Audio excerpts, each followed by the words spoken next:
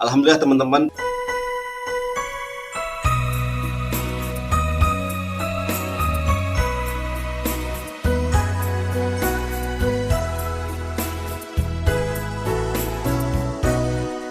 Pada kesempatan malam hari ini saya akan berdiskusi dengan Pak Erben ya. Mungkin teman-teman sudah familiar dengan nama Pak Erben. Ingat, ini adalah diskusi ilmiah yang bertujuan untuk mengedukasi, bukan untuk memprovokasi atau mendiskreditkan agama tertentu, keyakinan tertentu. Tidak ya.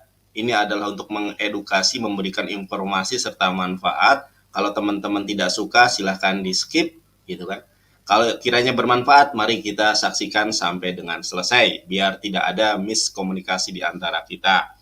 Nah, ini telah hadir eh, apa namanya itu teman diskusi saya Pak Erben serta ada juga Ibu Uti ya, karena Ibu Uti ini yang menjadi mediator ya antara saya dengan Pak Erben sehingga diskusi pada malam hari ini dapat dan insya Allah terselenggara dengan tanpa kendala apapun ya. Selamat malam Pak Erben, atau Ibu Uti mau memberikan pembukaan dulu di channelnya? Ya, terima kasih. Selamat malam Pak Erben, Pak Jonathan Nandar. Ya, suara saya kok feedback. Di mute dulu mungkin, Pak Nandar di mute. Ya, terima kasih ya. Salam kebenaran, nyatakan kebenaran, baik atau tidak baik waktunya. Teman-teman, pada malam hari ini sesuai dengan kesepakatan bahwa Jonathan Nandar menantang Pak Erben untuk berdialog, untuk membicarakan apa saja yang merupakan keberatan dia atau apa saja ya yang merupakan penolakan Nandar terhadap kekristenan. Nah, tetapi pada malam hari ini topiknya, saya inginnya topiknya seperti itu ya, tetapi hari ini ya nggak tahu lah ya, terserah ya, biarlah mengalir begitu saja. Nah, hari ini saya menengahi atau memediatori atau menjadi mediasi antara pertemuan Jonathan Nandar dengan Pak Erben. Nah, bagaimana selanjutnya ya persilahkan, tetapi saya yakin bahwa mereka akan berdialog dengan kondusif ya, tanpa ada hal-hal yang menyakitkan ya. Mereka akan berbicara karena saya tahu dua-duanya ini adalah orang yang ramah tamah dan remeh-temeh. Ya, ya, silakan ya, saya boleh diturunkan. Ya, dilanjut ya Pak Erben, silakan Pak Erben, Pak Nandar, silakan. Saya turun atau saya bertiga tetap di sini nggak apa-apa, silakan. Ya, suaranya Jonathan Nandar dibuka mute-nya. Ya, Bu Uti di backstage aja. Nanti kalau mau speak up, tinggal di private ya, di private chat aja. Ya, Bu Uti ya. Ya. Biar sayanya leluasa begitu, atau Pak RB-nya juga leluasa. Siap. Oke, terima kasih Bu Uti atas sambutannya ya. Nah, saya tawarkan ke Pak Erben untuk memulai terlebih dahulu atau saya yang mulai terlebih dahulu. Oke, silakan Pak Erben. Oke, jadi Alkitab orang Kristen terdiri dari PL dan PB, Perjanjian Lama dan Perjanjian Baru. Mengapa disebut perjanjian? Karena kitab ini berisikan tentang perjanjian Allah dengan manusia, yaitu perjanjian akan keselamatan oleh Allah melalui Yesus Kristus yang adalah Sang Mesias. Di dalam Timotius dikatakan bahwa segala tulisan yang diilhamkan Allah memang bermanfaat untuk mengajar, untuk menyatakan kesalahan, untuk memperbaiki kelakuan, untuk mendidik orang dalam kebenaran, dan juga untuk memperlengkapi setiap orang untuk melakukan perbuatan baik dalam 2 Timotius 3 ayat 16 sampai 17. Dan Alkitab juga bukanlah kitab yang turun gedebuk dari langit. Karena sejak zaman Musa sampai zaman sekarang tidak ada di dalam ajaran iman Kristen bahwa Alkitab itu jatuh gedebuk dari langit.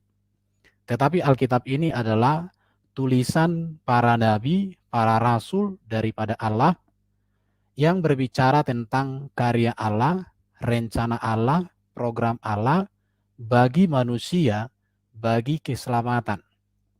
Itulah Alkitab. Jadi kalau kitab yang gedebuk jatuh dari langit atau didiktekan dari langit, itu tidak ada di dalam konsep orang Kristen. Itu yang perlu dipahami. Dan Alkitab orang Kristen dengan Alkitab orang Yahudi, sejak semula orang Kristen mengikuti atau menjadikan satu kitab-kitab Yahudi, yaitu kitab Kejadian sampai kitab Maliaki. Mengapa demikian? Karena Yesus lahir ke dunia ini sebagai seorang Yahudi, dan juga para murid atau para rasul daripada Yesus itu adalah lahir sebagai seorang Yahudi. Dan para rasul juga bersama dengan Yesus ketika dalam pelayanan itu, mereka memberitakan atau mengajarkan kitab perjanjian lama sebagai sebuah kitab suci, mulai dari Yesus dan para rasulnya. Jadi Alkitab ini benar. Kenapa? Karena Alkitab ini terbukti secara historis. Alkitab ini secara manuskrip masih terpelihara. Kalau untuk PL ada manuskrip Septuaginta, ada juga gulungan naskah Laut Mati yang masih bisa diakses sampai hari ini. Di situ. Baru kalau untuk perjanjian baru juga ada memiliki begitu banyak naskah-naskahnya. Jadi sampai hari ini Alkitab itu ada sekitar 25.000 naskah yang masih bisa dijumpai, masih bisa ditemukan sampai hari ini. Itulah Alkitab.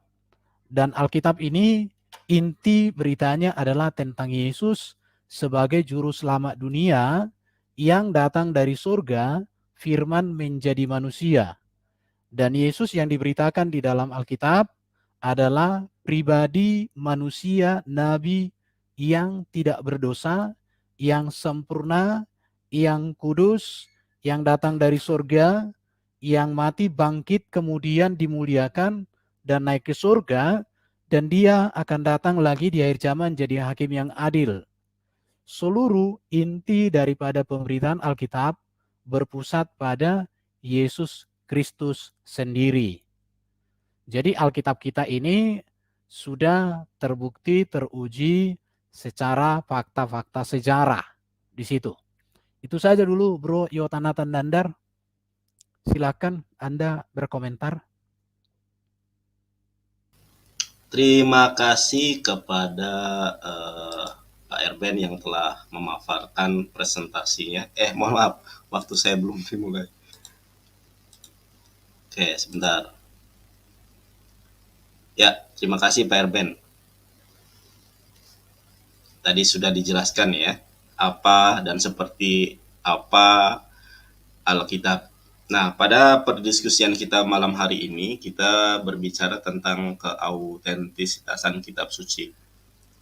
Tanpa bermaksud untuk apapun, Al-Quran telah menjelaskan sebuah pernyataan yang jelas dan gamblang terkait kitab-kitab terdahulu sebagaimana tersirat dan tersurat di dalam Quran surat Al-Baqarah ayat ke-79. A'udzubillahi minasyaitonirrajim. Fawailul lilladzina yaktubunal kitaba bi'aidihim tsumma yaquluna hada min indillah. Kecelakaan besarlah orang-orang yang telah menulis Alkitab dengan tangan-tangan mereka sendiri, lalu mereka mengatakan ini dari Allah, padahal bukan dari Allah. Kemudian tersurat juga di dalam ayat-ayat yang lain yang begitu banyak, namun saya akan hanya melampirkan 2 ayat saja, Quran surat Al-Imran ayat ke-78 ya, di mana di situ dikatakan mereka ada sebagian di antara mereka yang memutar-mutar lidahnya membaca Alkitab, padahal yang mereka baca itu bukanlah Alkitab ya. Artinya mereka tambahi sendiri, artinya mereka kurangi sendiri. Nah, di sini saya akan mencoba dengan tetap waktu berjalan. Saya akan share kepada Pak Erben ya sebuah pernyataan yang kemudian berdasarkan literasi referensi dari kalangan kekristenan itu sendiri. Mungkin bisa dilihat di gambar ya. Ini waktu tetap berjalan ya, hanya di backstep. Nah, ini dari Ibu Rita Wahyu ya, menguji keoriginalan Alkitab. Adapun pengampunya adalah Dr. Edi Peter PhD. Nah, di sini dikatakan Alkitab adalah firman Allah yang maha benar. Oleh sebab itu, Alkitab harus benar dalam setiap statement maupun pencatatannya. Jikalau ada kesalahan sekecil apapun dalam pencatatan Alkitab ataupun pertentangan-pertentangan antara bagian satu dengan bagian yang lain, maka pemberi Alkitab bukanlah Allah yang maha benar. Nah, tadi Pak Erben mengutip atau menyampaikan sesuatu tentang manuskrip ya. Nah, di sini jelaskan juga, namun sayang sekali Alkitab sudah tidak memiliki, namun sayang sekali kita sudah tidak memiliki teks asli Alkitab ya, yang disebut dengan autografa, yang ditulis langsung oleh penulis kitab. Karena naskah autografa sudah hilang, rusak karena usia. Kita hanya memiliki salinan-salinan, dan yang menjadi persoalan adalah dari sekitar 5.000 lebih salinan atau biasa yang disebut dengan manuskrip, tidak memiliki kesamaan yang mutlak dalam penyalinan ya, catatan detail-detailnya. Oleh karena itu, untuk mengedit ya manuskrip tersebut atau yang disingkat dengan MSS dan menjadi sebuah kitab, para pengedit harus sungguh-sungguh dipimpin oleh Tuhan supaya hasilnya adalah firman Allah yang terpelihara otoritasnya. Jadi menurut pernyataan dari pakar Alkitab sendiri ya, itu memang sudah ada terjadi pengeditan ya. Nah, di bawah ini, di antara para pengedit Alkitab ada 2 kelompok editor yang terkenal, yang mana hasil editannya banyak dipakai oleh orang-orang Kristen di seluruh dunia saat ini. Mereka adalah Westcott Hort dan Desiderius Erasmus. Oke. Nah, saya akan persingkat. Dari 2 teks yang dihasilkan di atas, ternyata memiliki perbedaan-perbedaan yang menyolok, yang mana critical text banyak melakukan penghapusan kata, perubahan arti kata tertentu, ayat tertentu, maupun bagian-bagian tertentu di dalam Alkitab. Ya, jadi jelas di sini bahwa Al-Quran sangat jelas menyatakan telah terjadi perubahan dan penambahan itu adalah sesuatu yang dapat dikonfirmasi dan dapat diklarifikasi. Dari pernyataan ini saya jadi bertanya kepada Pak Erben. Ya, sebetulnya definisi asli atau palsu itu menurut Pak Erben sendiri bagaimana? Terima kasih Pak Erben. Silakan Pak Erben. Oke bro, jadi kalau hal seperti itu bro sampaikan, menurut saya... Mohon maaf suara Pak Erben agak kecil ya, bisa banter sedikit nggak? Suara saya udah kencang ini, kedengaran nggak? Nah siap, sudah kencang. Oke, jadi seluruh orang Kristen dan para pakar sepakat dengan apa yang disampaikan tadi, bahwa autografa, contoh tulisan tangan Musa, memang tidak kita temukan lagi. Itu ada, dan itu hal yang wajar. Kenapa? Karena sudah termakan usia di situ ya. Jadi itu tidak masalah. Tetapi yang ada itu adalah salinan ulang dari para tokoh-tokoh atau para imam atau orang penting pada zaman PL itu, contoh seperti Esra dan lain sebagainya, itu Alkitab penyalinan ulang. Salinan ulang itulah manuskripnya yang ditemukan, contoh seperti gulungan naskah Laut Mati yang ditemukan di abad modern ini, dan gulungan naskah Laut Mati itu kan sesuai dengan apa yang ada di dalam Alkitab sekarang. Itu Bro Nandar, tetapi saya mau share screen ini. Ya, saya share screen. Ini. Tolong diangkat dong, Bos. Sudah? Di sini, di dalam video ini, teman-teman muslim bisa tonton, ini seorang asisten profesor, dia seorang doktor yang mengajar dan menulis banyak buku Dia ini muslim yang jujur. Dia juga mengakui bahwa manuskrip Quran itu susah untuk divalidasi. Bahkan dia ini seorang doktor ini mengatakan Quran yang digunakan di Indonesia sekarang itu baru dikodifikasi di Mesir 1924. Artinya pada waktu itu di Al-Azhar Mesir, mahasiswa-mahasiswa yang datang dari berbagai negara membawa Quran yang berbeda-beda. Sehingga ini mengakibatkan gejolak. Yonatan Dandar dan kawan-kawan muslim silakan buka videonya Munim Siri di Al Hayat Indonesia, atau kalian bisa baca buku-bukunya Munim Siri yang memang membukakan data-data itu. Tetapi yang harus saya tegaskan kepada Bro Yonatan Dandar ya, Alkitab memang di dalam penterjemahan itu ada beberapa penterjemahan itu yang harus diteliti ulang. Kenapa? Karena di dalam penyalinan ulang itu ada huruf yang barangkali sudah kena rayap, kena ini, dan itu hal yang wajar.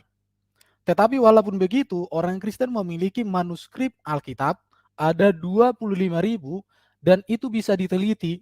Dan para pakar sepakat menyatakan bahwa Alkitab murni, walaupun memang dalam penyalinan ulang itu ada beberapa kata yang perlu diteliti. Dan itu bukan sebuah hal yang harus dipersoalkan sebenarnya. Tetapi kalau kita bandingkan dengan Quran, sampai hari ini Quran yang dituliskan di zaman Baginda itu belum kita temukan ada yang utuh. Kalaupun ada, bahkan dalam penemuan baru-baru ini ada orang mengatakan bahwa contoh seperti Al-Fatihah itu lebih tua, ada manuskrip yang lebih tua daripada Baginda sendiri. Ya ini persoalan-persoalan yang harus diselesaikan juga orang muslim. Tetapi kalau Alkitab ini bisa diuji kok. Manuskripnya ada 20.000 naskah. Kalau itu ditumpuk seperti buku ke atas, itu banyak sekali. Jadi memang ada beberapa naskah yang sangat besar. Ya, saya hanya menjelaskan dengan cara yang sederhana saja sama Bro Yonatan Dandar.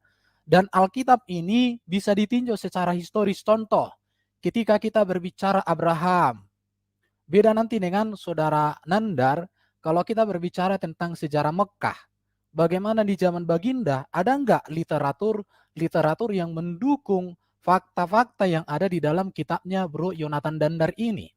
Contoh, apakah itu ditemukan ibaratnya contoh sejarah Mekah, atau mungkin itu sejarah tentang Isa Al-Masih, Maryam. Kita baru contoh seperti Waraka bin Naufal, itu tidak bisa kita buktikan di dalam sejarah. Sejarah yang mana yang bisa kita meneliti tentang ajaran Nasrani itu seperti apa? Waraka bin Naufal itu seperti apa? Kita tidak menemukan literatur tentang hal itu. Tetapi kalau Alkitab, kalau kita mau berbicara tentang Yesus, kematian, kebangkitannya, bisa kok kita temukan di dalam kitab-kitab sejarah. Kalau kita berbicara tentang Raja Herodes, bisa kita temukan di dalam sejarah. Tetapi kalau di dalam Quran, isinya itu menjadi sebuah hal yang harus dipikirkan ulang. Contoh, siapa itu Jubair, siapa itu banyak sekali. Di situ Pak Yonatan Dandar yang jadi gini, Alkitab yang benar itu adalah Alkitab yang harus sesuai dengan fakta sejarah, sesuai dengan historis. Kalau Alkitab itu walaupun diklaim kebenaran, tetapi ketika ditunjukkan dengan fakta sejarah, tapi tidak komplit, maka di sini ada sebuah hal yang harus dipikirkan ulang di situ. Nah, itu aja dulu Pak Yonatan Dandar. Sekarang pertanyaan saya sama Pak Yonatan Dandar, bagaimana Pak Yonatan Dandar menanggapi kalau ada pernyataan begini? Di mana manuskrip Quran yang asli, yang ditulis pada zaman Baginda? Mengapa di zaman Baginda itu bahwa Quran masih ditulis di Palepah? Sementara di zaman abad kedua atau ketiga sebelum Masehi sudah ada namanya gulungan. Bahkan kitab-kitab terdahulu itu sudah ditulis di dalam bentuk papirus. Tetapi di zaman Baginda kok masih ditulis di Palepah dan ditulang dan lain sebagainya. Dan di mana sekarang Palepah dan atau tulang-tulang yang itu, yang di mana ditulis itu, bisa enggak Bro Yonatan Dandar membuktikan itu kepada kita supaya kebenaran, kesohihan daripada Quran ini bisa kita pahami, bisa kita mengerti secara utuh dan lebih mantap lagi. Itu aja dulu bro, sederhana aja, nggak usah dalam-dalam sekali kita membahasnya. Silakan bro. Oke, terima kasih ya. Terima kasih Bro Erben yang sudah menyampaikan tanggapannya terkait dengan autentisitas kitab suci. Saya akan tanggapi juga ya. Tapi banyak sekali yang harus ditanggapi. Saya akan mengambil poin-poin yang memang berkorelasi atau ada relevansinya dengan pembahasan kita pada malam hari ini ya. Insya Allah di lain kesempatan kita akan lanjutkan apabila pada malam hari ini tidak cukup waktu untuk membahasnya. Nah, saya tadi sudah menyampaikan ke Pak Erben ya tentang data dan fakta terkait dengan Alkitab, bahwa Alkitab ini sesuatu yang sudah ditambah dan sesuatu yang sudah dikurangi.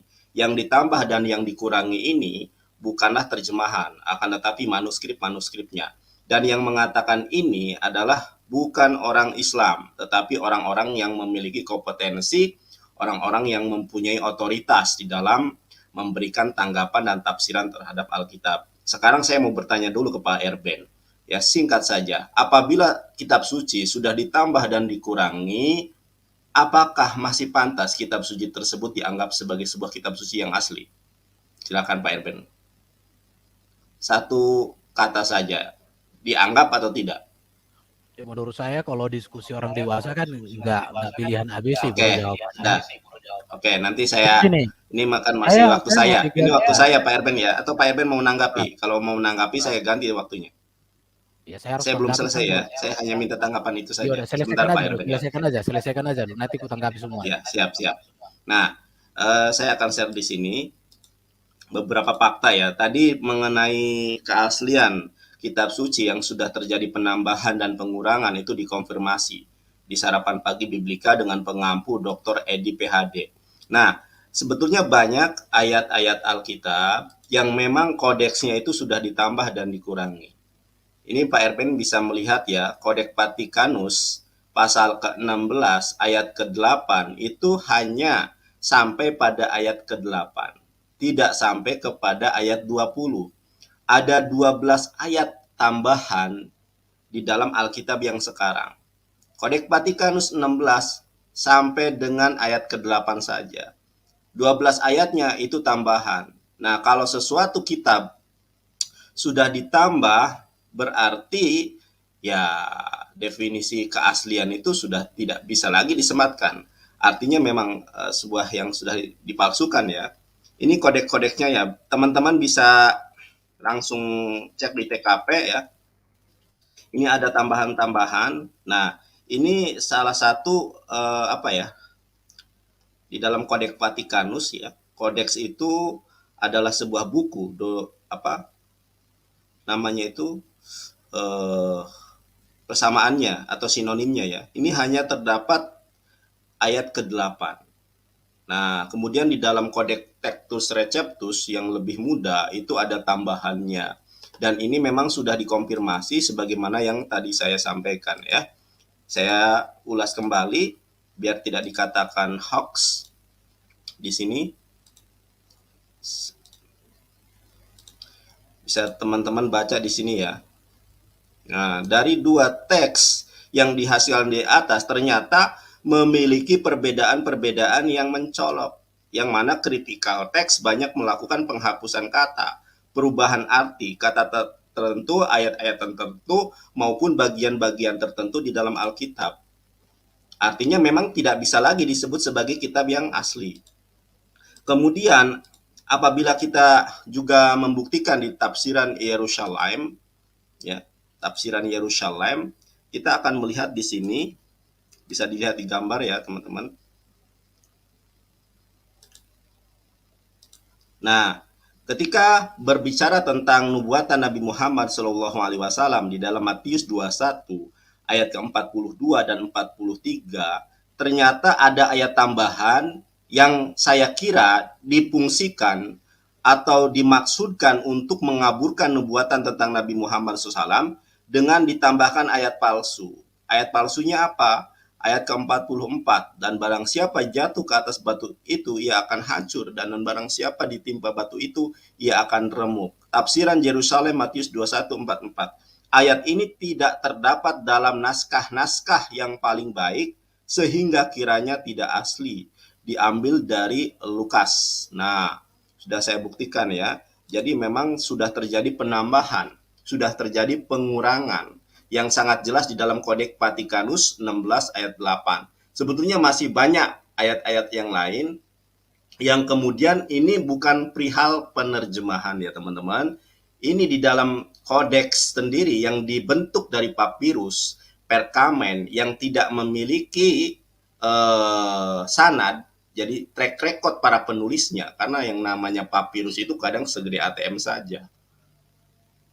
Begitu Pak Erben, mudah-mudahan bisa ditanggapi juga. Nanti saya akan tanggapi terkait hal tentang Al-Quran yang tadi Pak Erben sampaikan ya.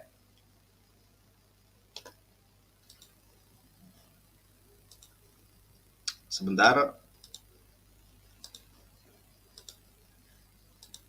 Silakan Pak Erben. Oke bro ya, jadi saya akan share screen sama bro supaya saya praktis-praktis saja ya, supaya ada datanya. Oke, boleh diangkat bro. Bentar ya. Di dalam data ini, kalau kita jeli melihat, ya, jadi Alkitab kita itu sudah ada sejak tahun 95 sampai dengan tahun 275 terjadi terus yang namanya kodifikasi. Jadi bisa saja di dalam satu manuskrip hanya terdapat beratnya contoh Matius pasal 1 sampai pasal 5. Tapi dalam manuskrip lain ada pasal 7 sampai pasal sekian. Di dalam manuskrip lain ada sekian.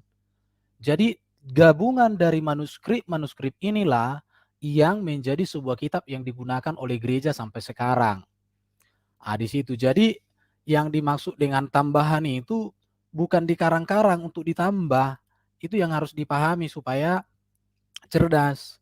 Jadi kalau pemahamannya ditambahi, artinya gini ya, manuskrip ini ada begitu banyak, dari 25.000 manuskrip, kemudian 25.000 manuskrip ini dicocokkan, diketemukan, maka jadilah Alkitab seperti yang kami gunakan sekarang.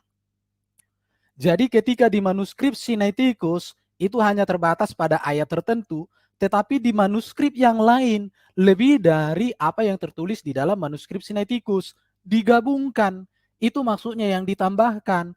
Jadi bukan dikarang-karang oleh para bapak-bapak gereja, dikarang ditambahin, bukan begitu. Karena setiap apa yang ada di situ ditambahkan ada latar belakangnya. Contoh seperti tadi, kalau kita melihat nanti di dalam Alkitab ada yang ditambahkan dari doksologi gereja, seperti doa Bapa kami. Karena engkau punya kerajaan dan kuasa sampai selama-lamanya, itu kan ada dalam tanda kurung. Makanya di situ dibuat dalam tanda kurung, itu berasal dari doksologi gereja. Jadi itu makanya orang Kristen tidak alergi. Dan itu tanda kurung itu punya latar belakang. Ini yang harus dipelajari, tapi Bro Yonatan Nandar tidak mempelajari ini. Justru saya bertanya juga kepada Bro Yonatan Nandar, mengapa di dalam Quran setiap diterjemahkan oleh Depak, tanda kurung menurut saya yang saya baca, hampir setiap ayat ada tanda kurung. Padahal tanda kurung itu kan tidak ada di dalam naskah asli menurut orang-orang yang mengerti bahasa Arab. Bahkan beberapa muslim juga mengakui bahwa itu tidak ada. Jadi artinya di sini Bro Yonatan Nandar, kalau Departemen Agama menerjemahkan Quran, ada tanda kurung di situ, itu kan punya latar belakang.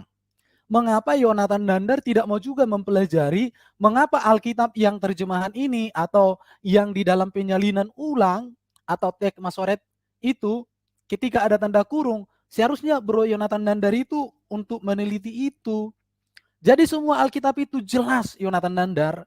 Jadi bukan ditambahi. Tapi inilah namanya dikumpulkan oleh bapak-bapak gereja.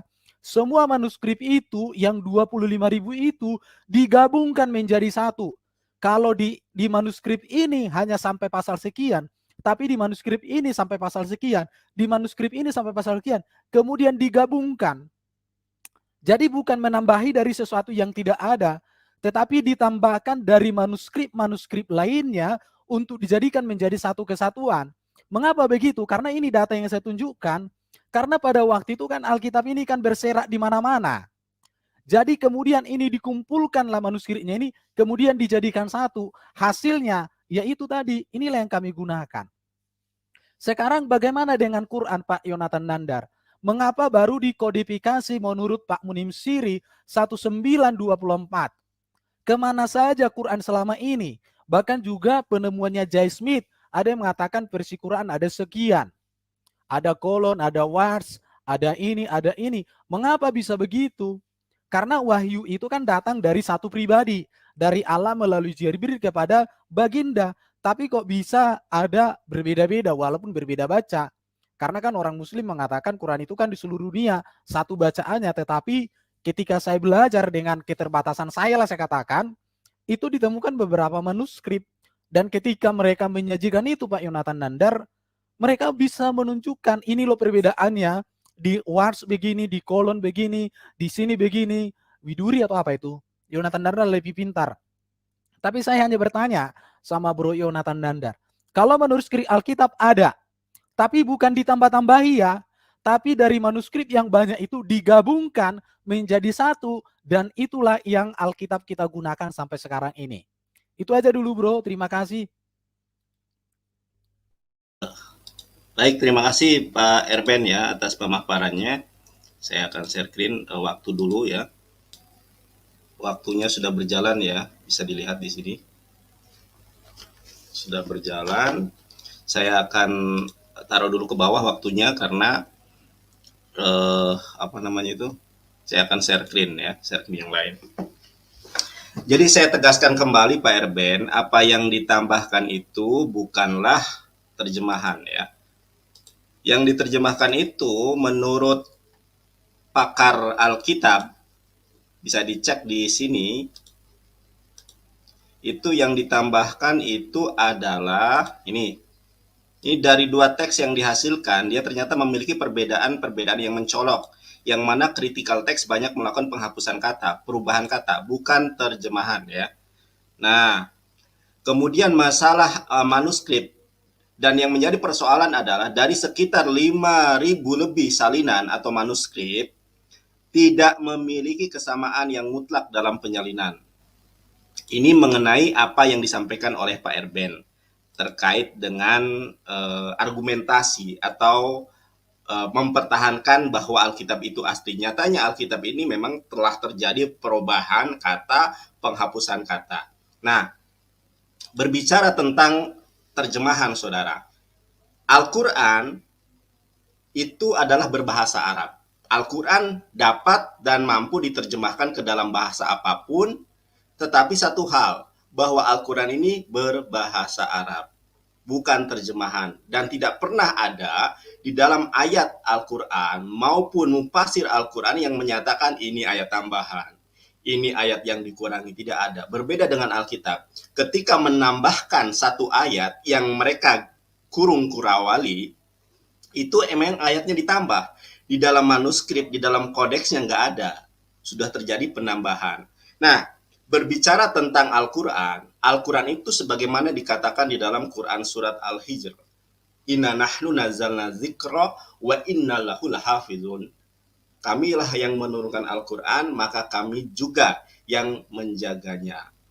Mengenai manuskrip Al-Quran, ada manuskrip Al-Quran sebagaimana dibahas oleh Profesor Menahem Ali, yaitu di dalam manuskrip Shan'a di Brigham ya, di Amerika sana, itu ada manuskripnya. Tapi satu hal, bahwa tradisi Islam, tradisi Al-Quran itu bukan berdasarkan manuskrip. Meskipun pembuktian dari manuskrip ada, tapi satu hal, bahwa Al-Quran itu tercipta ya, atau diwahyukan dari Allah Subhanahu wa taala kepada Nabi Muhammad SAW dan sampai kepada kita bukan menggunakan tradisi manuskrip, tetapi dengan tradisi oral, yaitu hafalan. Oleh karenanya, saya sering kali menyampaikan, apabila kitab seluruh umat suci, kitab suci seluruh agama di dunia ini hilang, maka semua agama tidak akan memiliki kitab suci lagi. Hanya Al-Quran. Kenapa? Al-Quran tersimpan di dalam human software, yang mana sanadnya itu bersambung, mutawatir, berbeda dengan Alkitab. Alkitab di dalam Kodeks Vatikanus, tahu kodeks itu sinonimnya adalah buku ya. Bahkan saya mempunyai buku yang namanya Dokumen Pemalsuan Alkitab. Itu ada literasi dan referensinya. Kodeks ini buku. Nah, kodeks tertua itu adalah Kodeks Vatikanus pada tahun 329 Masehi. 300 tahun lebih muda daripada kenaikan Yeshua HaMasyiah. Kodeks itu tersusun dari papirus. Kodeks itu tersusun dari fragmen. Kodeks itu tersusun dari perkamen, tetapi tidak diketahui track record penulisnya seperti apa. Makanya tadi dikatakan manuskrip-manuskrip tersebut tidak memiliki identik yang sama. Di dalam Kodeks Vatikanus, Markus pasal ke-16 selesai dan tuntas hanya pada ayat ke-8. Tetapi di dalam kodeks-kodeks berikutnya itu justru ada tambahan 12 ayat. Nah, siapakah yang mempunyai otoritas menambahkan? Dan kalaupun ada manuskrip-manuskrip, mana manuskrip yang menambahkan? Karena yang terbukti ditambahkan itu di dalam kodeks. Kodeks itu buku. Dan dari manuskrip mana yang kemudian dia mempunyai otoritas dan wewenang untuk menambahkan? Karena berbeda di dalam Islam. Di dalam kekristenan yang saya tahu, siapapun bisa menambahkan, siapapun yang bisa menyalin, menghapus, itu berdasarkan bimbingan Roh Tuhan. Jadi segala sesuatu yang dinisbatkan kepada Tuhan, itu sah-sah saja untuk menambahkan. Tidak peduli apakah papirus tersebut ditulis oleh orang yang kemudian kompeten atau track recordnya seperti apa. Kalau di dalam Islam jelas sekali kita mengenal bagaimana hadis itu bisa menjadi sahih dengan beberapa klasifikasi. Bagaimana perawinya harus dobit, kemudian harus sikoh, kemudian hadis tersebut tidak ada syad, tidak ada syak. Itulah ya bagaimana disiplin ilmu hadis ketika menelisik bahwa hadis ini benar-benar rojih, valid atau tidak. Apalagi Al-Quran. Al-Quran itu ketika diterima, dihafalkan sendiri oleh Nabi Muhammad SAW. Kemudian setelah Nabi Muhammad SAW hafal, disampaikan kepada para sahabat. Ketika disampaikan kepada para sahabat, dihafal oleh para sahabat. Ketika mereka sudah hafal, balighul anni walau ayah, sampaikanlah dariku walaupun satu ayat. Nah, yang berbeda dengan orang Kristen yang hanya mengandalkan manuskrip, ternyata manuskrip itu berbeda, tidak identik sama, dan satu hal, tidak diketahui bagaimana track record penulisnya. Demikian Pak Erben. Oke, saya mau Silakan Pak share Erben. screen. Aku mau share screen ya. Ya, silakan. Nah ini. Teman-teman Muslim, kalau ibaratnya Yonatan Nandar setuju dengan Manahim Ali tentang manuskrip Quran yang tertua, saya tidak perlu jawab di sini tentang Manahim Ali, tapi saya setuju dengan apa yang disampaikan di dalam video ini. Silakan teman-teman klik video ini, kalian teliti sumber-sumber data yang ada di dalam video ini, itu sudah bisa menjawab Yonatan Nandar. Karena kalau saya jawab terlalu panjang kali lebar kali tinggi. Tapi jawaban dari Bro Yonatan Nandar, pertanyaan saya, kalau memang Quran itu dihafal, pertanyaannya mengapa baru dikodifikasi tahun 1924? Dan mengapa Jay Smith bisa menemukan ada sekitar 30 lebih perbedaan-perbedaan manuskrip? Hafalan yang manakah yang diturunkan oleh Baginda? Bahkan di beberapa kesempatan ada yang mengatakan bahwa waktu itu diturunkan dalam 7 ahruf dan lain sebagainya itu. Nah, itu pertanyaan saya tentang Quran. Jadi kalau manuskrip yang Manahim Ali sampaikan, silakan teman-teman Muslim menonton video yang saya tunjukkan ini, tinggal kalian klik ya, lihat namanya di situ, semuanya ada, silakan saja. Di dalam situ sudah ada data-data yang luar biasa. Ya, kalau orang mengatakan data saya frekuensinya nggak jelas, nonton aja daripada saya menunjukkannya sama klien ya. Baru Bro Yonatan Nandar juga kayaknya kurang menyimak yang saya sampaikan tadi ya. Saya sebenarnya sudah menyampaikan sama Bro tentang ini ya, tentang apa ini? Ini contoh ya. Ini tentang dua keluarga manuskrip ada Byzantium Textus Receptus ya. Lebih dari 5.000 manuskrip, 95% dari teks. Manuskrip paling tua itu abad kelima. Itu ada Geneva Bible, King James, dan lebih dekat ke ini ya. Baru kurang dari 200 manuskrip, 3-4%. Jadi tadi saya sudah tunjukkan juga sama Bro Yonatan Nandar tentang Alkitab, khususnya untuk konteks PB ya.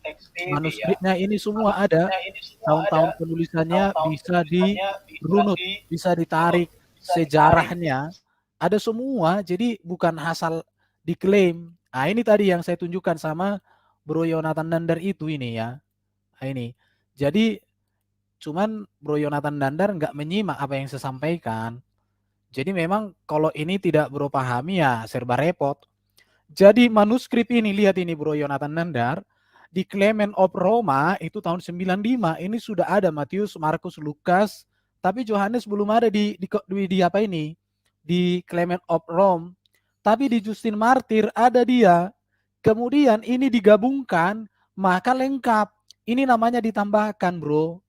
Jadi bukan dikarang, tapi makanya saya bilang manuskrip atau Alkitab waktu itu kan ada di berbagai tempat. Tapi ini sudah digunakan oleh gereja. Manuskripnya itu kemudian ditemukan, baru dirunutkan. Tapi kalau Bro Yonatan Nandar nggak memahami lagi apa yang saya sampaikan ini, ya saya nggak bisa lagi ngomong apa-apa sama Bro gitu ya. Cuma dari tadi saya tunggu Bro Yonatan Nandar tentang Quran, manuskripnya nggak ada gitu ya. Kenapa? Kemana manuskrip Quran ini? Di situ ya. Saya nggak pernah menemukan satu manuskrip Quran yang utuh, mulai dari surat pertama sampai surat terakhir. Karena sampai hari ini bahkan menurut seorang Profesor Munim Siri, itu orang Muslim ya, mengatakan bahwa Quran itu dikodifikasi 924.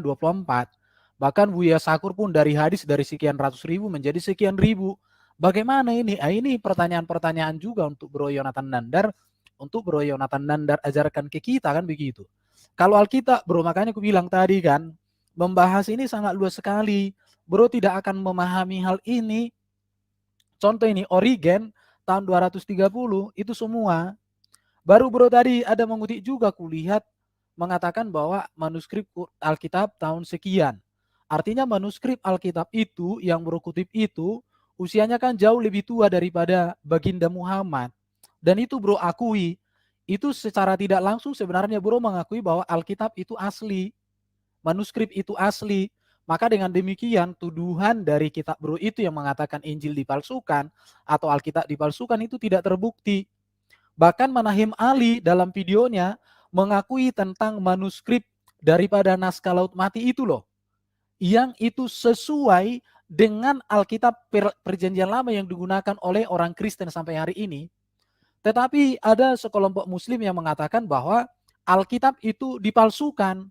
Tetapi di sisi lain manuskrip ditemukan. Dan yang hebatnya justru yang menemukan manuskrip itu adalah orang Muslim namanya Muhammad siapa itu. Jadi manuskrip Alkitab PL itu utuh dalam gulungan naskah Laut Mati itu. Maka dengan demikian itu sudah mengkonfirmasi kalau ada orang Muslim mengatakan kitab Taurat dipalsukan, maka dia harus berhadapan dengan Manahim Ali yang mengatakan manuskrip Alkitab Perjanjian Lama yang paling tua gulungan naskah Laut Mati, yang lebih tua daripada Septuaginta, itu ditemukan, Bro. Itu membuktikan kesahihannya. Baru tadi Quran, contoh ya, kalau kita mau berbicara tentang tokoh-tokoh, itu tidak bisa kita validasi. Seperti Zulkarnain, siapa itu? Kita nggak tahu siapa Zulkarnain itu. Data-datanya dari mana kita bisa memvalidasi orang ini? Baru juga kalau kita berbicara Maria saudara Harun, itu orang tua dari Isa Al-Masih. Siapa Maria saudara Harun ini? Kita tidak bisa menemukan itu di mana orangnya, seperti apa. Kita berbicara Waraka bin Naufal, kita tidak tahu siapa ini, di mana datanya, nggak tahu kita. Ada banyak hal-hal yang menjadi pertanyaan. Tetapi karena Bro mengakini kitabnya sempurna, ya silakan dijelaskanlah kepada saya kesempurnaannya. Itu aja dulu, Bro. Oke, terima kasih ya. Saya tanggapi. Inilah ya yang saya sampaikan.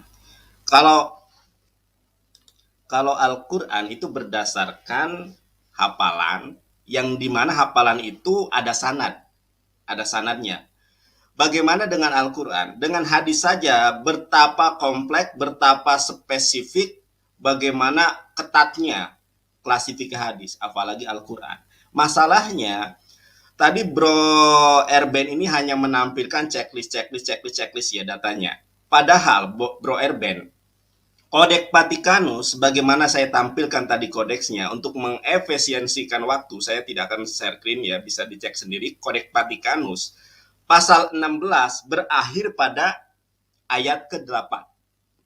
Ayat ke-8 ya.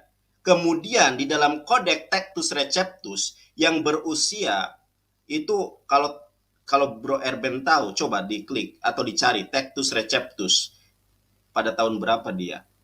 Ya, pada tahun 1500-an. Itu udah berapa abad perbedaan jaraknya. Kemudian ketika ditambahkan, siapa yang memiliki wewenang penambahan? Nah, dan dari mana dia ditambahkan? Padahal di dalam manuskrip sendiri itu banyak manuskrip-manuskripnya. Dan yang menjadi masalah adalah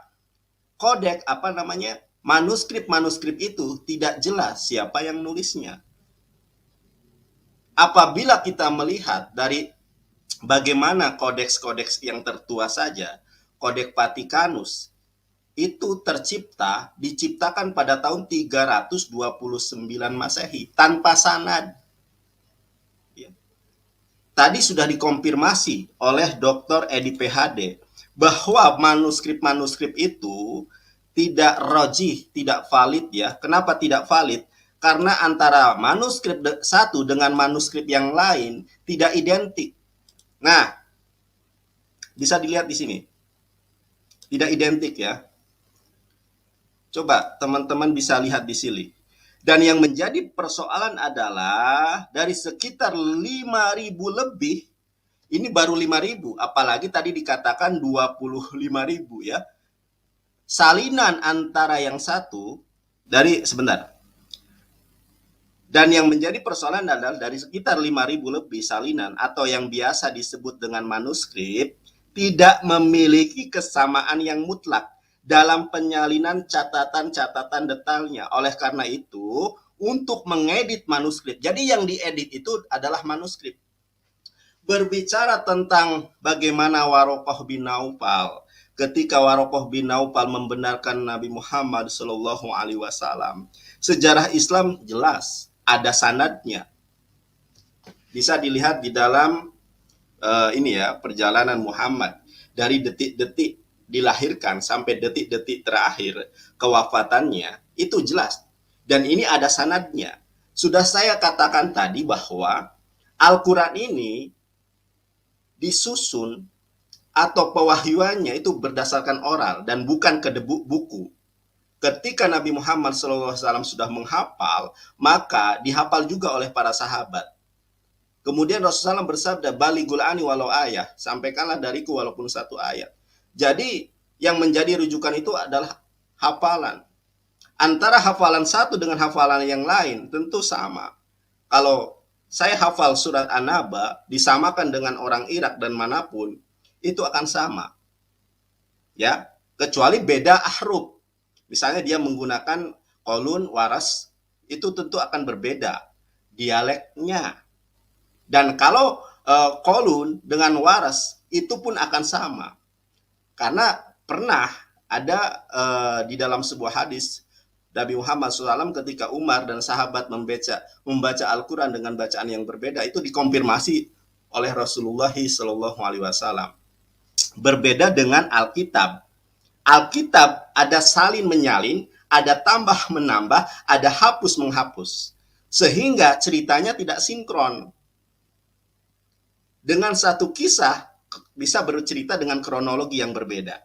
Saya akan tampilkan di sini ya.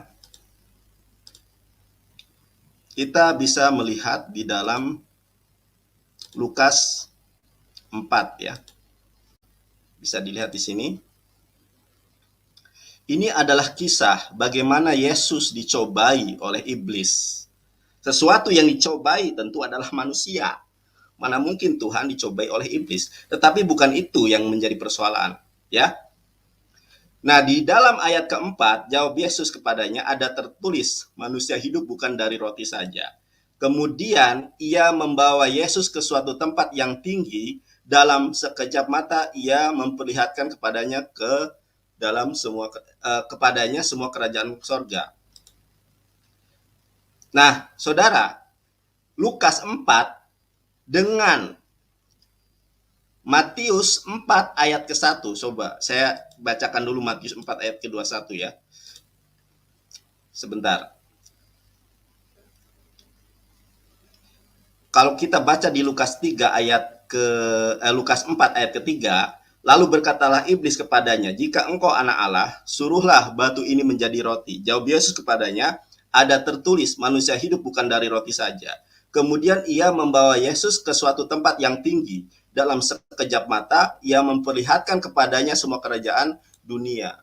Di dalam Lukas 4 ayat ke-3 dan berikutnya itu berkisah. Satu kisah yang sama tapi kronologi yang berbeda. Di dalam Lukas, setelah Yesus disuruh oleh iblis membuat roti dari batu, kisah selanjutnya Yesus dibawa ke tempat yang tinggi, saudara.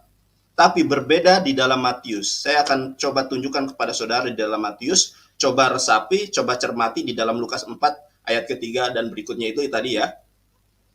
Sekarang coba lihat Matius 4 ayat ke-5. Matius 4 ayat ke-5 ya, teman-teman. Coba diperhatikan di sini. Nah, coba perhatikan di sini.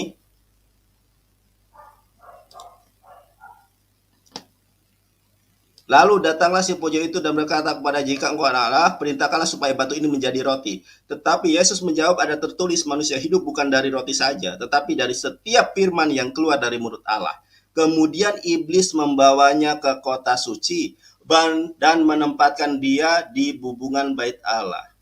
Di dalam Matius, setelah Yesus dicobai agar batu jadi roti, kisah berikutnya itu adalah dia ditempatkan di bubungan bait Allah, bukan di atas gunung terlebih dahulu. Tetapi di dalam Matius ini diceritakan kisah yang berbeda. Dibawa ke bubungan bait Allah dulu, lalu kemudian berikutnya dia dibawa, lalu berkata kepadanya, "Jika engkau anak Allah, jatuhkanlah dirimu ke bawah, sebab ada tertulis mengenai engkau akan memerintahkan malaikatnya." Nah, baru dibawa ke gunung. Jadi kisah di dalam Matius ini dibawa ke bait Allah dulu, baru ke atas gunung. Di dalam Lukas 4 ayat 1 dan berikutnya itu dibawa ke gunung dulu, baru dibawa ke bubungan bait Allah. Kenapa bisa terjadi kontradiksi seperti ini? Karena manuskripnya berbeda, karena si pengarangnya berbeda. Makanya Al-Quran menyatakan, "Fawailul lilladzina yaktubunal kitaba bi'aidihim thumma yaquluna hada min indillah." Begitu Pak Erben, silakan. Oke bro, saya mau share screen ini supaya supaya ada data sedikit. Oke, ini tolong diangkat. Jadi Yesus adalah Tuhan. Di sini mungkin Yonatan Dandar harus belajar dulu ya dari kata etimologi kata Tuhan. Kata Tuhan ini kan berasal dari bahasa Melayu ya, Tuan. Mengapa Tuhan menjadi Tuhan? Itu sebenarnya produk orang Kristen penerjemah Alkitab dari teks Yunani ke bahasa Indonesia. Namanya Leidecker. Jadi Tuhan menjadi Tuhan karena Yesus kan Tuhan di atas segala Tuhan. Maka ditambahkan huruf H. Jadi bagi orang Kristen, kata Tuhan dengan kata Allah itu beda, Bro Yonatan Dandar. Tapi orang Muslim kan nggak ngerti sejarah ini, dan Yonatan Dandar juga nggak ngerti etimologi kata Tuhan dalam bahasa Indonesia. Dan saya sarankan orang Muslim, belajarlah untuk mempelajari etimologi kata Tuhan. Karena kata Tuhan itu berasal dari kata Tuan. Kalau bahasa Jawa itu Gusti. Sama, itu artinya kepenguasaan. Jadi Yesus Tuhan menunjuk kepada kepenguasaan dan kemesiasan Yesus. Baru tadi Bro Yonatan Nandar, makanya saya bilang dari tadi, cuman Bro nggak menyimak, dan orang Muslim juga, teman-teman Bro itu, nggak memahami hal itu. Injil Matius dengan Injil Lukas mengisahkan tentang pencobaan itu berbeda. Itu tidak masalah. Kenapa? Karena yang menulis itu berbeda. Mereka menuliskan di tempat yang berbeda, waktu yang berbeda, dan penekanan penulisan mereka berbeda. Matius menekankan Yesus sebagai sang raja, segala raja. Sedangkan Lukas menekankan bahwa Yesus adalah manusia yang sempurna yang tak berdosa. Satu-satunya manusia yang pernah hadir di dunia ini yang tidak berdosa hanya Yesus. Jadi kalau sama persis titik komanya, ngapain dua Bro? Tetapi justru kalau kita melihat satu berita, kalau di pengadilan ya Bro Nandar, kalau ada dua saksi menyaksikan satu peristiwa, titik komanya sama, itu kesaksiannya itu justru diragukan. Artinya itu sudah disetting, itu tidak benar. Tapi kalau ada dua saksi di pengadilan memberikan kesaksian yang berbeda, tapi esensi kesaksiannya sama, saling menguatkan, saling meneguhkan tentang satu peristiwa itu, ini kebenaran. Yonatan Dandar kan SHMH. Masa kamu nggak mengerti ini Bro? Tetapi yang harus Bro Yonatan Dandar pikirkan lagi. Kalau di dalam kitab Injil dikatakan Maria saudara Elizabeth, tiba-tiba dikatakan ada Isa diserupakan dengan Yesus, Maryam saudara Harun, ini justru yang sangat bertentangan. Karena Maryam saudara Harun itu hidup ribuan tahun, dan itu tidak ada kaitan dengan Yesus. Kenapa ini Bro tidak berpikir? Jadi ini dia, baru kalau Bro mengatakan penulis Injil dan semua kitab-kitab PB sepakat mengakui bahwa Yesus di dalam iman Kristen mati, bangkit, dimuliakan, naik ke surga. Tiba-tiba Quran yang datang ratusan tahun, hampir 700 tahun kemudian, mengatakan itu tidak. Maka ini yang harus Bro tanya. Manalah mungkin yang benar? Orang yang menulis pada saat peristiwa itu hadir dan melihat peristiwa itu, atau dengan orang yang tidak pernah ada hubungan dengan peristiwa. Ini baru bertentangan. Kalau Matius dengan Lukas menurut hemat saya itu bukan bertentangan, tapi itu kesaksian yang saling menguatkan. Berbeda di dalam pengkalimatan peristiwa, tetapi inti dari peristiwa sama.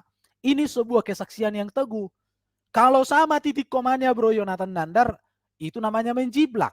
Nanti kalian akan polemikus. Tetapi yang herannya saya juga, Quran tidak pernah menyinggung hal itu. Bahkan di dalam Quran tidak ada kata Kristen Bro. Tidak ada kata orang Kristen di situ. Jadi apapun yang disampaikan di dalam kitab Quran itu nggak ada hubungan dengan orang Kristen. Karena nggak pernah disebutkan orang Kristen di dalam Quran. Mengapa Quran, sang pencipta yang Bro yakini dengan Jibril, kok bisa tidak pernah menanamkan kata Kristen di dalam kitab itu?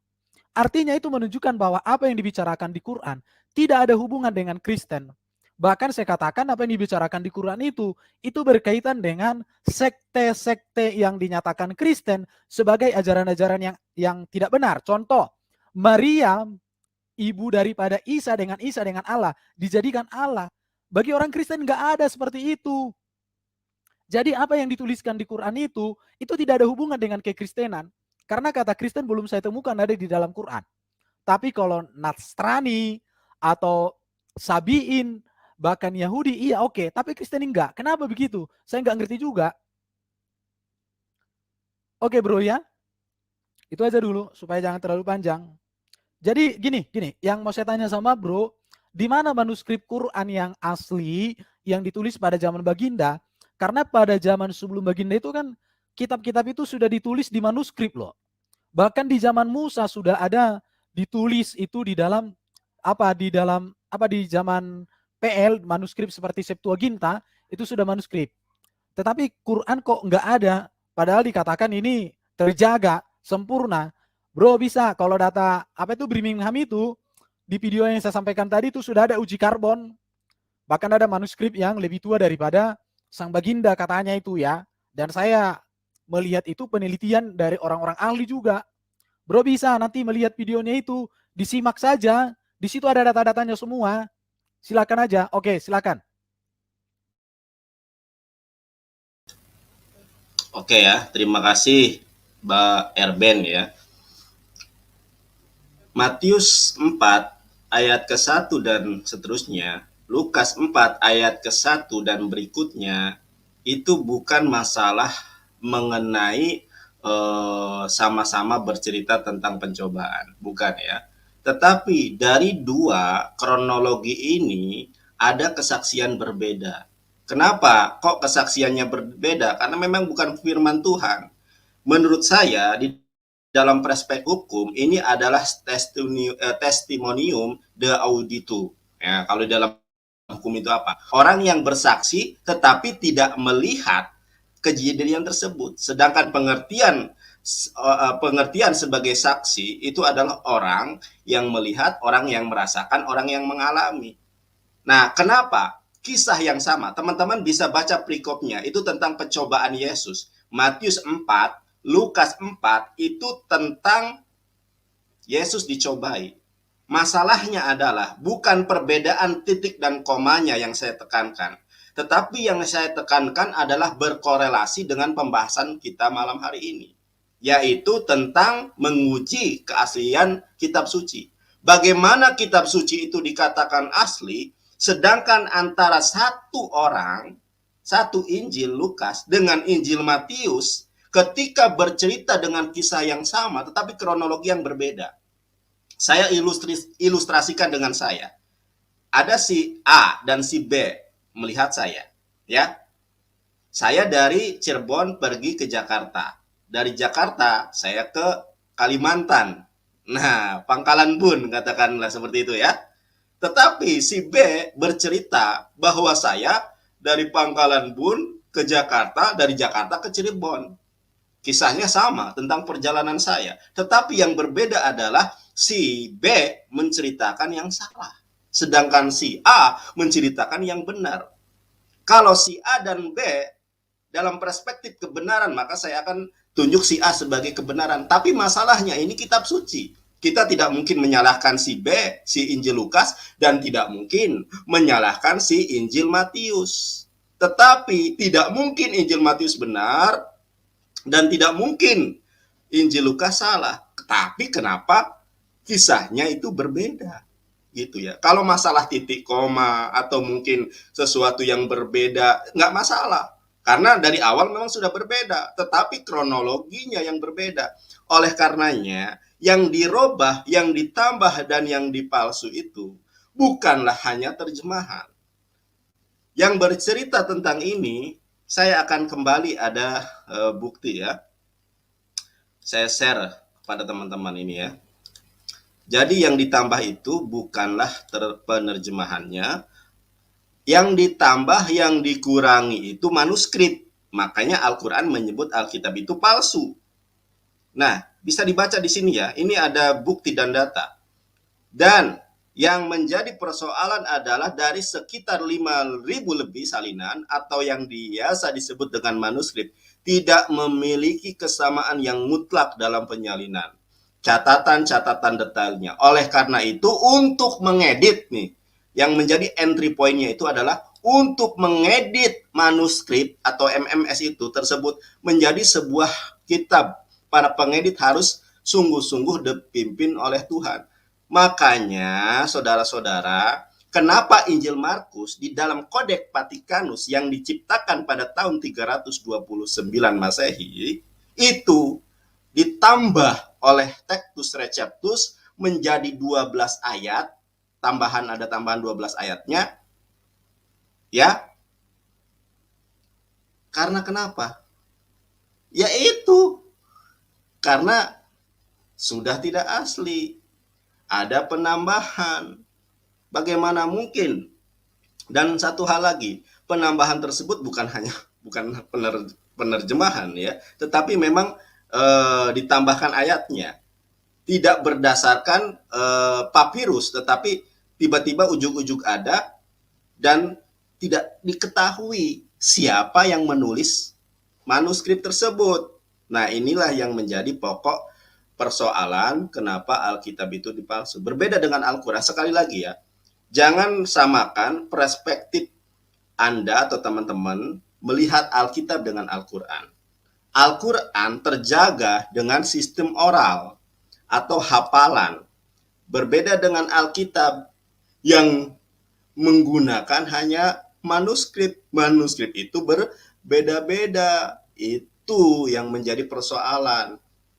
Ya, dudukanlah perkara itu sesuai dengan tempatnya. Demikian Pak Erben, silakan ditanggapi. Oke, naikkan screen saya dong. Jadi gini ya, supaya teman-teman muslim juga mengerti bahwa di dalam orang Kristen tidak ada kitab suci yang didiktekan dari Allah, tidak ada yang didiktekan oleh Jibril, tetapi kitab suci adalah tulisan para rasul, murid-murid Yesus, menyaksikan tentang Yesus yang sempurna, yang agung, yang kudus, yang mulia. Menuliskan ajaran Yesus yang sudah terjadi, janji Yesus yang akan terjadi. Hanya klaim Muslim yang mengatakan kitab didiktekan, diturunkan, gedebuk. Tapi dari tadi Yonatan Nandar, kitab yang diturunkan kepada baginda itu di mana? Mengapa Quran baru dikodifikasi menurut Muslim orang-orang cerdas tahun 1924 di Kairo, Mesir? Itu dari tadi Bro Yonatan Nandar tidak menjawab. Kau bilang tadi naskah manuskrip Birmingham. Birmingham itu hanya 2 lembar. Kemana lembaran-lembaran yang lainnya? Itu. Sekarang kalau Alkitab tadi beberapa kali kau kutip. Ini ya, kalau Markus pasal 16 ayat 9 sampai 20 itu memang tidak ada di naskah yang kau sebutkan tadi. Tetapi ini ada di manuskrip yang memuat, yaitu adalah Vulgata, MSS, dan semua MS dari Latin. Kecuali sumber K. Dan ini dari Syria, Koptik, dan Persilain. Baru ini juga dipertegus dengan kesaksian bapak-bapak gereja. Jadi kekristenan itu punya data, makanya saya bilang dari tadi berarti nggak nanggak bro. Tadi saya sudah katakan bahwa Alkitab yang kami gunakan ini terdiri dari 25 manuskrip. Di manuskrip yang satu Injil Matiusnya hanya terbatas sekian banyak. Atau di manuskrip yang satu atau di dalam kodeks yang satu belum ada itu. Tapi di kodeks yang lain ada Injil Yohanes. Saya kan sudah tunjukkan tadi bagannya supaya lebih sederhana. Jadi bukan penambahan oleh penulis ulang. Tetapi para peneliti itu menggabungkan dari semua manuskrip. Tetapi dari tadi saya jelaskan sama Bro Yonatan Nandar. Kamu simak ya. Alkitab itu ada 25 manuskrip, 25.000 manuskrip. Untuk kamu bisa mengatakan Alkitab itu ditambahkan atau dikurangkan, kamu harus melihat semuanya itu manuskripnya. Dan manuskrip ini sudah diakui oleh gereja. Tapi sampai sekarang ini Bro Yonatan Nandar tidak bisa menunjukkan di mana manuskrip Quran yang dituliskan pada zaman baginda. Kalau hanya naskah Birmingham 2 lembar bro, lembaran yang lain kemana? Mengapa seorang Dr. Munim Siri mengatakan Quran baru dikodifikasi itu baru tahun 1924. Kalau Alkitab abad pertama sudah komplit ditulis, tetapi proses pengkanonan itu baru selesai di abad ketiga. Itu kanon, dikanonkan itu bro, dikanonkan itu artinya itu semua kitab-kitab itu dikumpulkan dan disatukan. Itu namanya proses kanon. Dengan kriteria contoh, kitab itu ditulis oleh para rasul. Kitab itu sudah digunakan oleh gereja secara am. Kitab itu digunakan oleh bahasa yang ada pada zaman Yesus. Itu semua ada data-datanya bro, Yonatan Nandar. Tapi manuskrip Quran sampai sekarang belum pernah kutemukan loh. Kalau Manahem Ali yang ngomong, dalam video yang saya tunjukkan tadi itu sudah dijelaskan. Sudah ditunjukkan bro, sudah ditunjukkan.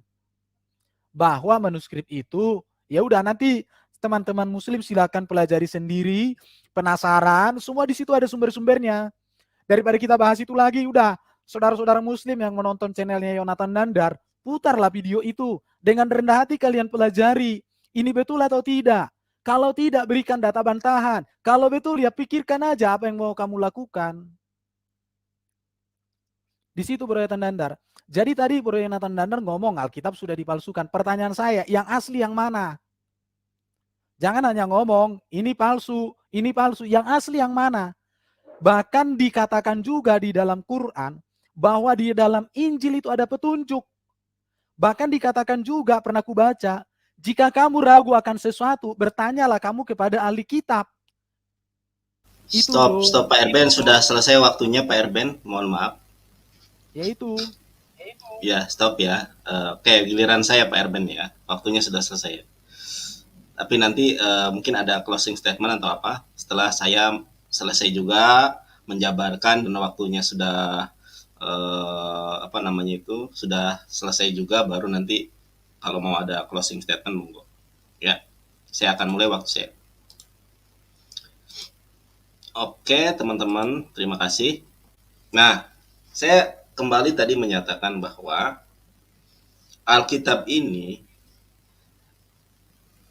dilihat dari literasi dan referensi Pak RPN, yang ditambah ini bukan terjemahan. Tetapi yang ditambah dan dirubah itu adalah manuskrip. Makanya di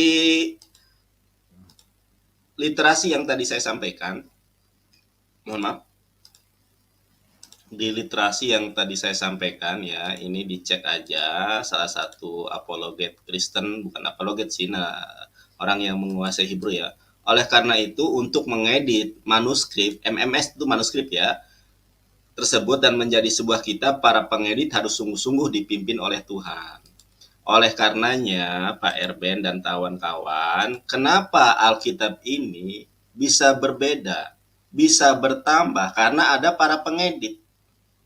Nah, para pengedit ini atas dasar apa dan mempunyai otoritas seperti apa? Kok dia berani mengedit, menambah, sehingga menambahkan dari Kodeks Vatikanus yang hanya sampai ke ayat 8, kemudian ditambahkan oleh para pengedit dengan sumber-sumber yang tidak jelas. Kenapa saya katakan sumber tidak jelas? Kalau hadis saja ada sanad, ya, ada namanya jarah wa ta'dil. Bagaimana kejujuran perawi ini sangat ditekankan. Sanadnya bersambung atau tidak, sejaman enggak antara guru dan murid yang meriwayatkan, itu ada di dalam disiplin ilmu hadis, bisa di cross check di dalam kitab Mustalahul Hadis. Sanad ini sangat penting, makanya Al-Quran Islam itu terjaga dengan sistem sanad. Ada perawi yang berbohong kepada binatang saja, hadisnya bisa berubah menjadi doib, atau bahkan bisa berubah menjadi maudhu. Itulah begitu ketatnya sistem Islam di dalam mempertahankan sistem sanad. Kenapa sanad ini penting? Karena untuk memvalidasi, untuk kemudian menguji apakah perkataan ini benar atau tidak. Apalagi Al-Quran. Al-Quran ini bukan seperti Alkitab. Al-Quran juga bukanlah sebuah kitab yang kemudian gedebuk jadi kitab, tidak. Tetapi berdasarkan periwayatan oral, hafalan, itu kan. Kalau manuskrip bisa dirubah, tetapi hafalan tidak bisa. Hafalan ini tidak hafal. Makanya kalau ada orang Indonesia yang hafal Quran, kemudian di seluruh dunia juga banyak yang hafal Quran, ketika mereka dihadirkan di ruang yang sama, di forum yang sama, pasti akan sama. Berbeda dengan Alkitab, tidak ada seorang pun yang hafal Alkitab. Begitu. Jadi satu hal ya, rujukannya itu bukan manuskrip. Udah habis waktunya. Oh ya, sudah habis. Oke, enggak, itu baru habis juga ya. Kalau asistennya lah kau. Bukan, duluan lah dirimu. Duluan dirimu. Oh gitu, siap. Iya. Ya. Jadi memang, sebentar ya, saya mulai ya Pak Erben. Jadi memang ya, kenapa salah satu contoh itu tadi saja, kalau kita buka-bukaan tentang manuskrip, atau kita kasih waktu saja ya Pak Erben, closingnya biar biar terarah gitu ya. Sebentar saya buatkan dulu.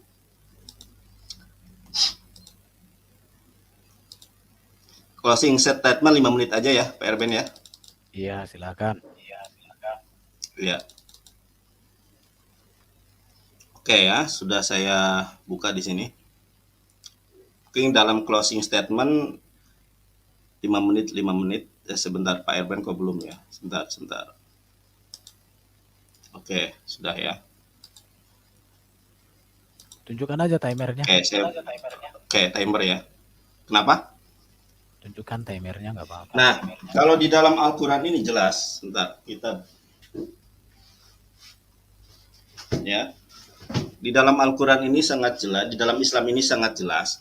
Makanya kalau ada umat Kristiani yang kemudian memberikan sudut pandang yang sama terhadap Al-Quran, ya sangat jelas berbeda.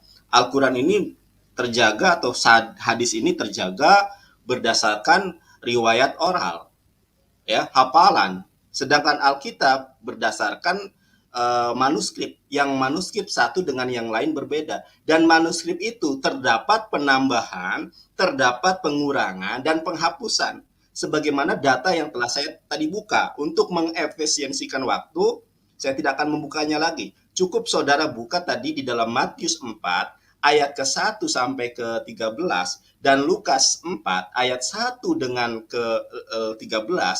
Coba akan kita perhatikan bagaimana dua kitab suci, dua Injil ini mengisahkan satu kisah yang berbeda kronologi. Kenapa bisa berbeda? Ini kisah yang sama. Tadi sudah saya ilustrasikan dengan apa yang saya lakukan misalnya. Kok bisa berbeda? Karena memang ini bukan firman Tuhan. Atau di dalam istilah hukum testimonium de auditu. Artinya apa? Sebuah kesaksian, tetapi dia tidak melihatnya secara langsung, tidak mengalami secara langsung, mendengar dari orang kemudian dituliskannya. Itu kalau kita telisik lebih jauh terkait dengan Alkitab ini. Manuskripnya sudah banyak, berbeda pula. Dan tidak ada tradisi. Kalau kita Islam, tadi kalau di dalam Islam bisa tadi cek ada manuskripnya ya, tetapi bukan itu. Apa namanya itu, budaya Islam ini adalah budaya oral, bukan budaya manuskrip, tidak mengacu kepada manuskrip. Tetapi kalau kita buktikan antara satu Muslim dengan Muslim yang lain, hafalannya tentu sama, begitu ya. Berbeda dengan Alkitab yang antara manuskrip satu dengan manuskrip lain berbeda dan tidak diketahui siapa penulisnya dan siapa yang mengeditnya dan punya wewenang apa sehingga yang bersangkutan bisa menambah dan mengurangi. Saya tidak berbicara tentang asumsi, saya berbicara tentang data. Ya, berbicara tentang data, teman-teman bisa lihat sendiri. Waktunya masih ada 1 menit 50. Ini ya. Nah, oleh karena itu para pengedit harus menjadi sebuah oleh karena itu untuk mengedit manuskrip tersebut dan menjadi sebuah kitab, para pengedit harus sungguh-sungguh dipimpin oleh Tuhan. Ini tentu teologi, supaya hasilnya adalah firman Allah yang terpelihara otoritasnya. Di antara para pengedit, nah ini kan ada para pengedit, berbeda di dalam Al-Quran, tidak ada yang mengedit Al-Quran, begitu ya. Nah inilah perbedaan antara Kristen dan Islam di dalam perihal kitab suci. Bagaimana Al-Quran, bagaimana Islam itu sangat terpelihara. Al-Quran ya, berdasarkan firman Allah Subhanahu wa Ta'ala di dalam Quran surat Al-Hijr. Inna nahnu nazzalna dzikra wa inna lahu lahafizun. Sesungguhnya Al-Quran itu Allah yang menurunkan dan Allah juga menjaganya. Allah menjaga Al-Quran dengan apa? Dengan hafalan. Makanya kalau kita melihat atau mendengar sebuah ilustrasi, seandainya kitab suci di seluruh dunia itu hilang, maka agama-agama yang lain tidak akan memiliki kitab suci. Kenapa? Karena tidak ada yang hafal. Berbeda dengan Al-Quran.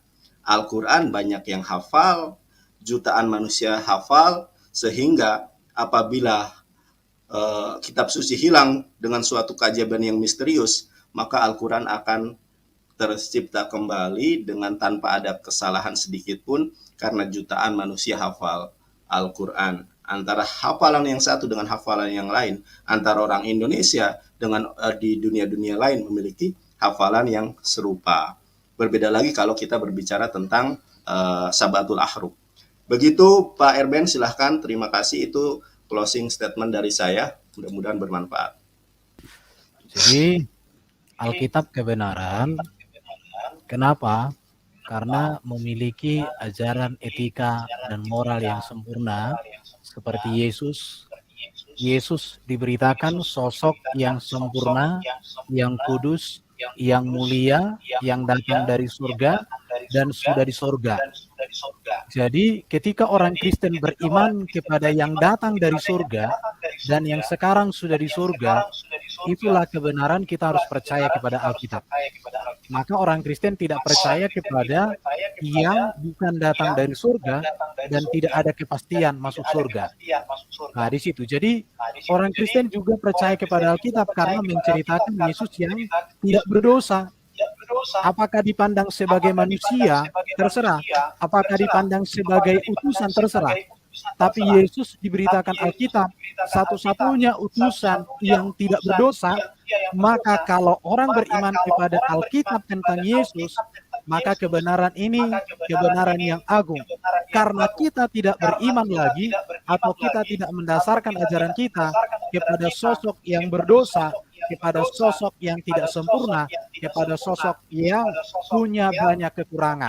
Tapi kita melandaskan keteladanan iman kita kepada sosok manusia yang datang dari surga, yaitu firman menjadi manusia, itulah Yesus. Inilah kebenaran daripada Alkitab yang harus dipegang teguh.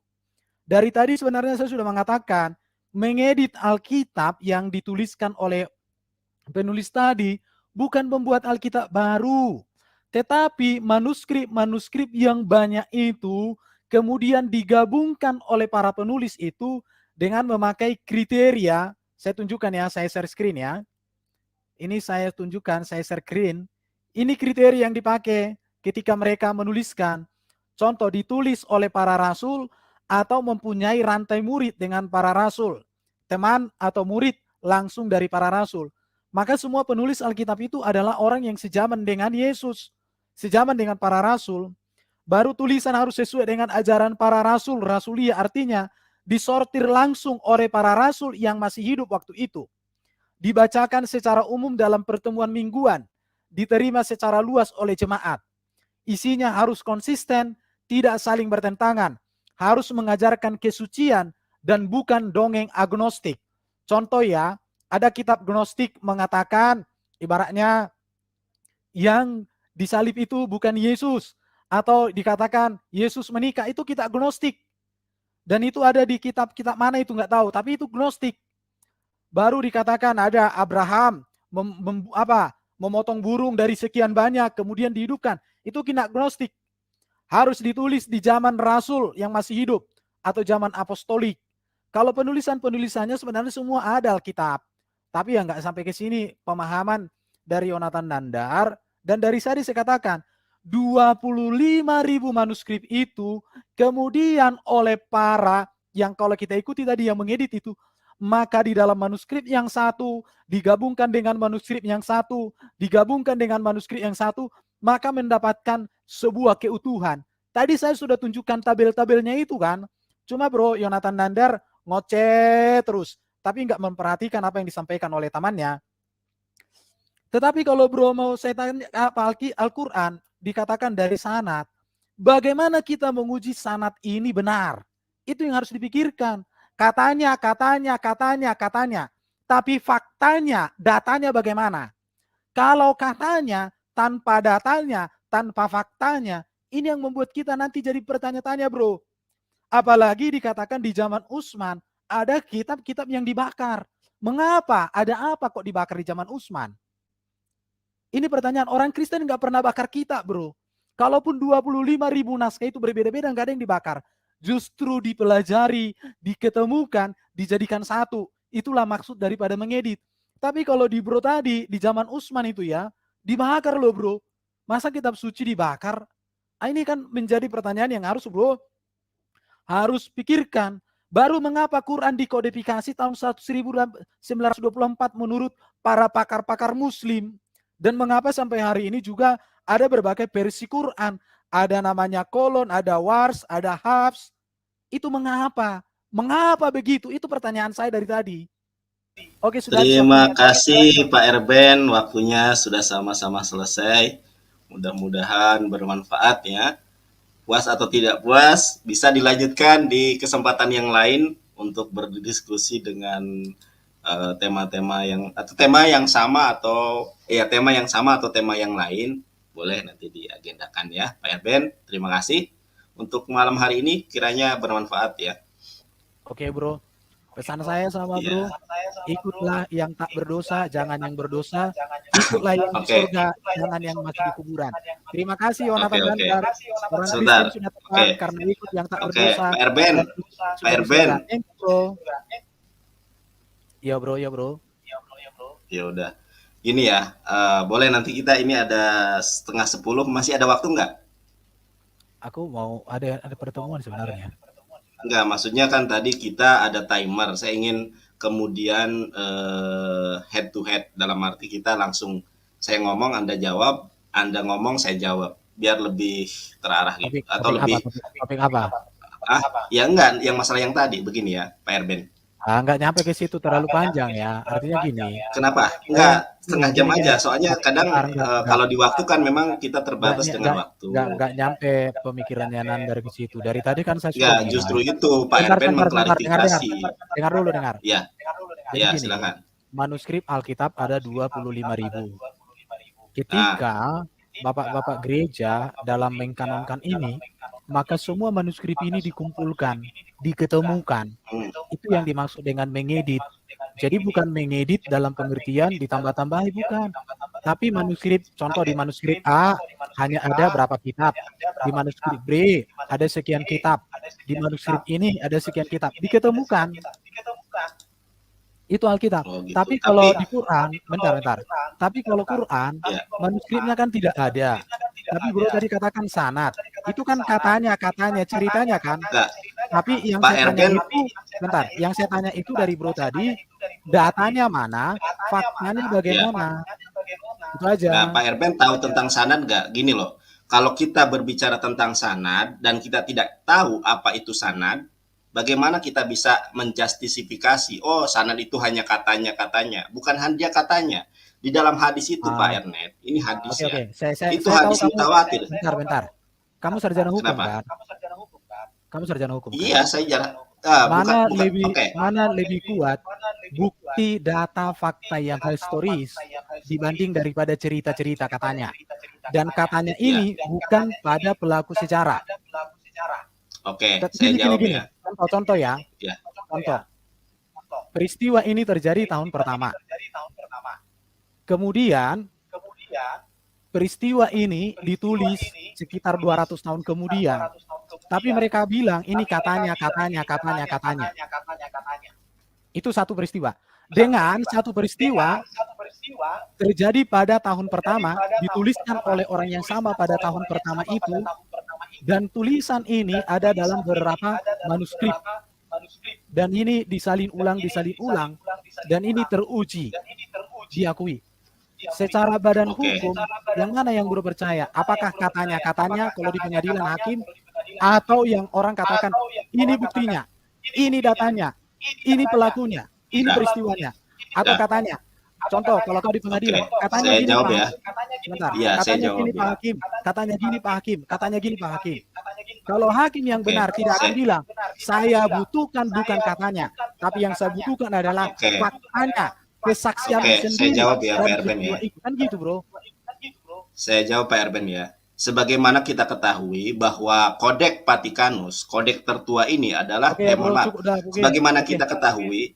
Udah ya, cukup. Sebentar Pak Erben. Gini ya. Ya udah. Itu yang harus bro jawab dulu. Jadi gini. Ya, makanya saya jawab ini. Makanya saya jawab. Makanya saya jawab. Takut saya bicara dengan sebentar Pak Erben. Kenapa saya takut? Ya, Pak Erben, sebentar.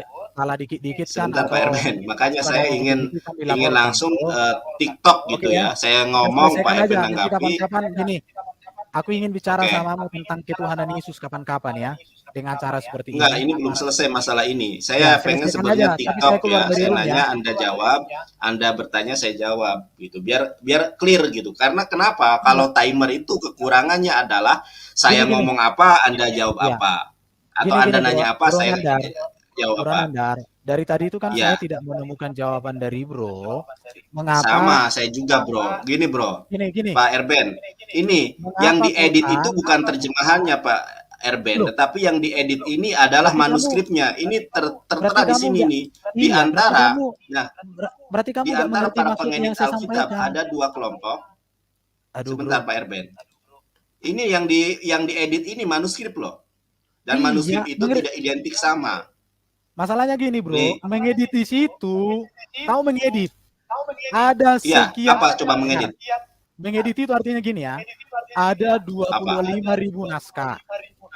25.000 naskah ini berbeda-beda. Kemudian yang Terus, 25.000 naskah ini diketemukan. Semua diketemukan. Itulah yang kita terus. pakai sekarang. Itulah yang kita gunakan. Oke, nah, di oke. manuskrip A, Injil itu hanya sampai Markus. Di manuskrip B, Injil itu sampai Yohanes. Di manuskrip C, Injil itu hanya sampai Lukas. Yang mana yang benar? Diketemukan empat-empatnya, semua manuskrip. Akhirnya komplit. Matius, Markus, Lukas, Yohanes. Bukan ditambahi manuskripnya, tapi manuskrip yang banyak ini diketemukan, dikumpulkan, itu namanya. Makanya kodifikasi, kanonisasi Alkitab itu kan saya sudah sebutkan tadi. Itu artinya di sini, Bro, yang nggak paham. Jangan pikir edit. Nah, tapi edit. itu kan pernyataan Pak Erben ya. Sebentar, loh saya kan belum ngomong Pak Erben. Sebentar dong, ini kan tanggap menanggapi Pak Erben. Enggak. Pak Erben, nulis ini tanggap menanggapi. Sebentar, saya ingin menguji apakah yang disampaikan Pak Erben ini betul atau tidak.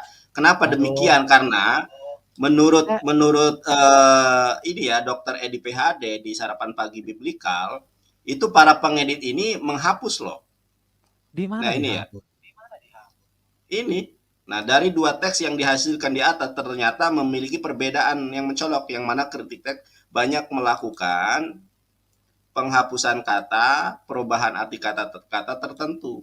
Begitu. Ini baru berbicara tentang manuskrip. Kita belum berbicara tentang kodeks. Coba klik yang warna merah itu, apa di situ dikatakan? Warna merah. Sumber referensinya dari mana? Sebentar, saya klik dulu ya. Ini kan perkataan dia. Iya, sebentar saya klik dulu. Kliklah. Dari mana sumbernya? Ini nggak bisa diklik ini, nggak bisa diklik. Tapi tidak ada sumbernya. Kenapa? Enggak, itu ada bisa dicek aja sendiri. Ini sebentar. Ini sarapan pagi biblikal. Saya hanya menanggapi Pak Erben. Sebentar ya Pak Erben ya. Ini saya hanya menanggapi apa yang disampaikan. Ini Pak Erben ya. Itu bukan kita hanya memiliki salinan 5.000 lebih salinan yang disebut dengan manuskrip, tidak memiliki kesamaan yang mutlak. Makanya Pak Erben, kenapa di dalam Matius 4 sebentar. Di dalam Matius 4 ketika berbicara tentang pencobaan Yesus, itu kisahnya berbeda Pak Erben. Kenapa kisahnya berbeda? Sekarang kalau memang Alkitab ini firman Tuhan, ketika mengisahkan satu kisah, harusnya kisah yang sama. Ini kronologinya berbeda, sedangkan kisahnya sama. Kisah yang sama memiliki kronologi yang berbeda. Ketika sebentar Pak Erben, saya tanggapi dulu ya. Nanti Pak Erben ngomong nggak apa-apa. Bentar, kamu sarjana hukum. Enggak, apa korelasinya dengan sarjana hukum? Apa korelasinya dengan sarjana hukum? Saya ingin justru Pak Erben jujur terhadap Pak Erben sendiri. Kalau seorang hakim mendapatkan kesaksian, titik komanya sama, semuanya sama dari saksi, itu diragukan, Bro. Justru yang diragukan ini Pak Erben, kalau ada kedua orang saksi yang mengisahkan kisah yang sama, tetapi ceritanya berbeda. Contoh, saya sering bertanya kepada saksi. Sebentar Pak Erben. Sebentar Pak Erben. Tetapi mengkonsep atau menuliskan cerita itu yang berbeda. Oke. Oke, Tapi dari tadi oke. kamu nggak jawab. Pak Erben Kau kan jawab tadi, dulu. Bentar. Pak Erben Kau jawab sebentar dulu. Pak Erben. Manuskrip Pak Quran di Erben tadi mana? kan sebentar Manuskrip Pak Quran di Erben. mana? Oke, saya keluar ya. Dari tadi kamu nggak Pak pernah Erben. berani. Manuskrip Quran di mana? Nggak pernah kamu Sebentar, jawab. Pak Erben, sebentar. Oke, Tadi Bu Pak Uti, saya Erben keluar ya. menggunakan